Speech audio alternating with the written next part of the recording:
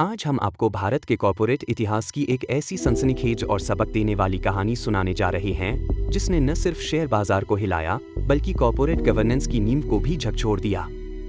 ये है सत्यम computer services घोटाले की कहानी, भारत का सबसे बड़ा कॉर्पोरेट फ्रॉड जिसने निवेशकों, कर्मचारियों और देश की साख को गहरा धक्का पहुंचाया। कल्पना कीजिए 2009 का वो दौर जब हैदराबाद की सत्यम कंपनी को भारत का आईटी गौरव माना जाता था।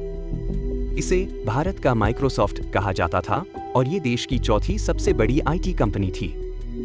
लेकिन 7 जनवरी को 2009 इसके फाउंडर और चेयरमैन रामलिंग राजू ने एक पत्र लिखा जिसमें उन्होंने 7,120 करोड़ रुपए के घोटाले का खुलासा किया।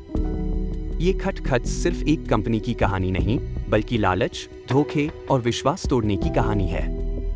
आइए इस सनसनीखेज सफर में गोता लगाएं और जानें कि सत्यम का पतन कैसे हुआ। सत्यम की शुरुआत 1987 में रामलिंग राजू ने की। 1990 के दशक में भारत के आईटी बूम के साथ सत्यम तेजी से बढ़ी। इसकी क्लाइंट्स में थी दुनिया की बड़ी कंपनियां और इसका शेयर BSE और NYSE पर लिस्टेड था। 2008 तक सत्यम के 53,000 कर्मचारी और 185 फॉर्च्यून 500 क्लाइंट्स थे। लेकिन इस चमकदमक के पीछे एक गहरा अंधेरा छिपा था। रामलिंग राजू और उनके भाई कंपनी के CFO के साथ मिलकर सालों से फर्जी खाते बना रहे थे। उन्होंने 7,120 करोड़ रुपए की संपत्ति को हवा में दिखाया। कंपनी का कैश बैलेंस, जिसे 5,360 करोड़ रुपए बताया गया, वास्तव में सिर्फ 321 करोड़ रुपए था। फर्जी इनवॉयस, फर्जी बैंक डिपॉजिट्स और फर्जी प्रॉफिट्स के जरिए राजू ने निवेशकों और रेगुलेटर्स को अंधेरे में रखा। लेकिन 2008 में जब वैश्विक वित्तीय संकट ने बाजार को हिलाया और सत्यम ने माइटास इंफ्रा को खरीदने की कोशिश की, ये जाल टूटने लगा। माइटास डील में राजू का मकसद था अपनी रियल एस्टेट कंपनी में सत्यम का पैसा डालना, लेकिन निवेशकों ने इसे खारिज कर दिया। 7 जनवरी को 2009 रामलिंग राजू ने एक 4 पेज का पत्र लिखा जिसमें उन्होंने सारी सच्चाई कबूल की।